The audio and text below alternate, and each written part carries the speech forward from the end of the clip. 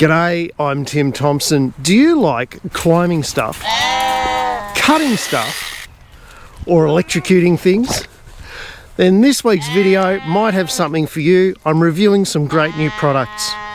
Don't forget guys, if you like this sort of thing, hit the subscribe button, give it a thumbs up. Let's get into reviewing.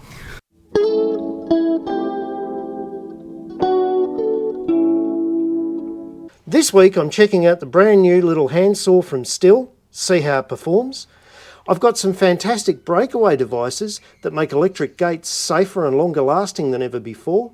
And I'm also checking out a brand new set of portable climbing frames that help you get over barbed wire fences without losing your manhood.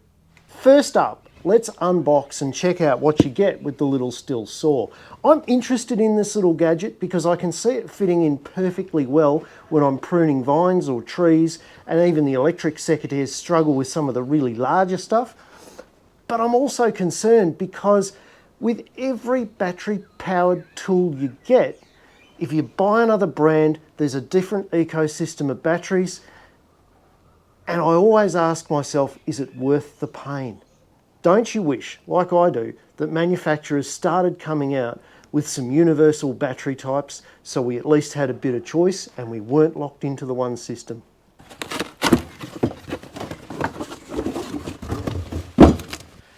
Alrighty, let's rip into this. And we get some instructions. Getting to the saw, we've got a safety cover. Looks like the chain's quite loose, that'll need to be tightened before we use it. Top cover here that flaps away so that when we're cutting it doesn't impede, but it stops us hitting our hand. I like that. And it looks like probably a safety guard here so that we can't pull it. Yes, we can't pull the trigger unless we engage that with our thumb. Moving on, looks like we get some bar oil. Oh, and look, it's bio oil. There you go. Very green, gives you a hint at the market that this is aimed for. Probably the biggest charger in my collection. I'm not joking, this is bigger than any other charger that I have, takes up an incredible amount of room, and that is for the smallest battery in the collection.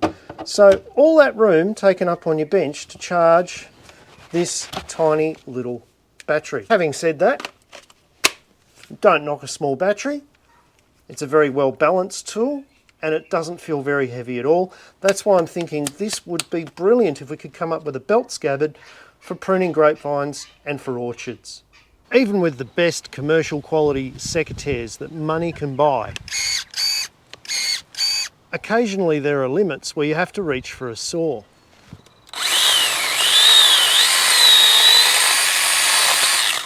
Alrighty, while we're waiting for that battery to charge, we may as well tighten up the chain and have a bit of a look under the bonnet. Now, this will be very familiar to a lot of people that are using the modern Stihls. We've got our one central unlocking point, and if we go all the way around, the side cover comes off. That exposes all of the workings of the saw. We've got the drive sprocket, we've got the pin, and we've got the bar guide. Now I'm just going to say something about the bar guide that concerns me a little bit, and that is that it's plastic and it's moulded in to the housing of the saw. It's not replaceable. I don't know what the life of this saw is intended to be, and I don't know how this is going to wear up against the bar, but it's one point of interest that I have with this machine. If it's being used in commercial applications, just how durable is it going to be with a plastic bar guide? When we put the side cover back on, I'll go quickly over the tightening of the chain. Now, Stihl recommends that the chain is slack enough to see half the guides. I've always been trained to have it a little bit tighter than that, so we'll let it go 2 turns.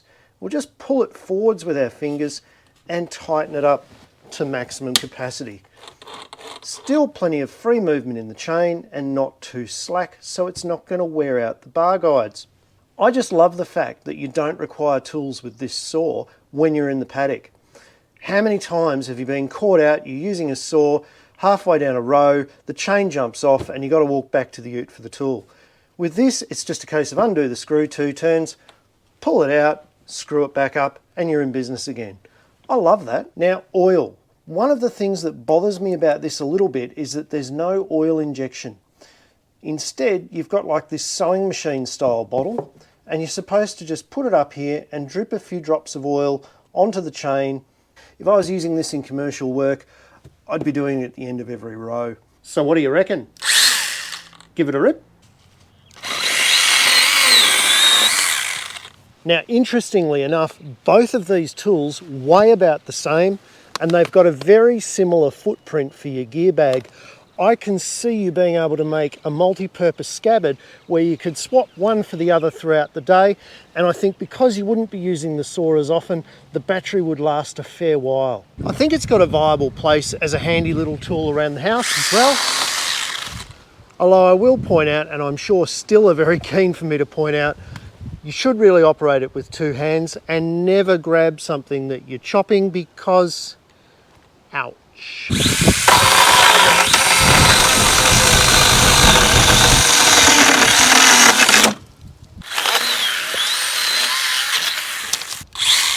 And it hardly makes a noise. It's even sheep approved.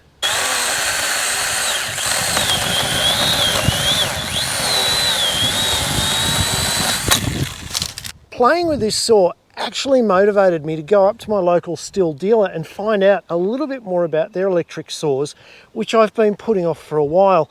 And what I found out turned me off. It turns out that the battery system for this saw is different to the battery system for their consumer level saws, and the battery system for their consumer level saws, wait for it, is different again to their commercial saws. So you've got one company with 3 different battery systems.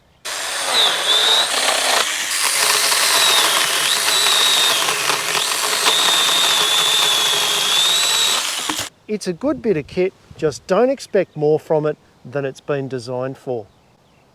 Now let's talk about electric gates. The next gadget's going to please anyone who's ever had trouble with their electric gates breaking, snagging and snapping on things like runaway livestock, reversing machinery, or even kids on bikes. I've got to get a kid for my stunts. That really hurt. The inherent problem, of course, with electric gates is that there's no breakaway. It's still firmly attached to the post by a steel hook. The idea for this fantastic little clip came to Bob Carverson when he finally, after years of waiting and putting it off, replaced his electric gate mechanisms, only to find them ruined within 12 hours by his dairy cows.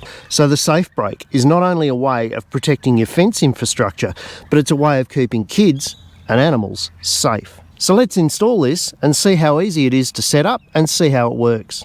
We're going to undo this little nut underneath that holds the electrical wire onto the fitting. Remembering, of course, to turn your electric box off first. Top tip of the day. All right, so there we are. We've got it loose from the fence. Now all I've got to do is take these 2 bolts out here.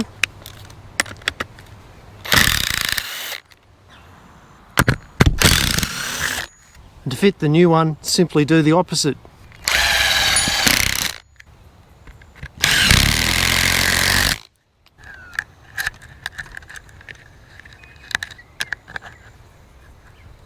And now we've got our breakaway set up, we can hang our electric fence and know that if anything hits it hard, it'll break free. But we can still put a fair amount of reasonable tension on that gate and it's not going anywhere. In all seriousness, for a couple of bucks, this is a fantastic little invention, and it's one of those things that you think to yourself, why didn't someone think of this before? But Bob did. And he's designed and built an extraordinarily simple piece of kit that, quite frankly, I think anyone with electric gates would be mad not to put in their kit. And I'm so confident in this little device and saw that I won't be testing this one. This item is called the fence stirrup, and it was invented by a keen hunter by the name of Steve Larson, who was sick of climbing over barbed wire fences and poking his nether regions. This is designed to turn any steel post from any popular manufacturer into a ladder to help you get over the fence. Operation is really easy. You've got a single fin side to a steel post that should normally be facing the fence, and then you've got a 2 fin side that faces away from the fence.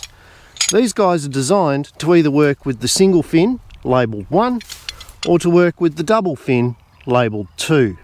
Installing them is really easy. Put them about a foot above the ground. In this case, I've got the single fin side facing the single fin. Put the little pin through and do up the nuts. Then just repeat on the other side a little bit higher. Put it through, select the hole position that suits the brand of steel post you're working with, and do up your screws.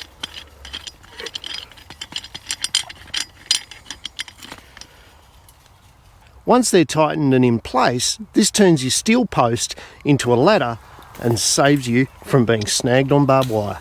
Now, I must admit, I was a bit dubious about the idea of using a steel post as a ladder, but once you install these things, they're rock solid, and climbing over the post couldn't be easier. It's like you've got a ladder. So if you're working on or hunting on properties with really long fence lines and gates that are never in the right spot for your movement, these would make a perfect little bit of kit to keep in your ute and allow you to have smooth, easy access no matter where. Remember, if you're using firearms, always put them over the fence before you use a product like this. Never carry the firearm on your back. Guys, I hope you've enjoyed these reviews and found some of these products interesting. If you want to get in contact with the suppliers or the people behind the products, check the links in the description or go to my website, timthompson.ag. Don't forget, hit the subscribe button, give us a like. See you next week.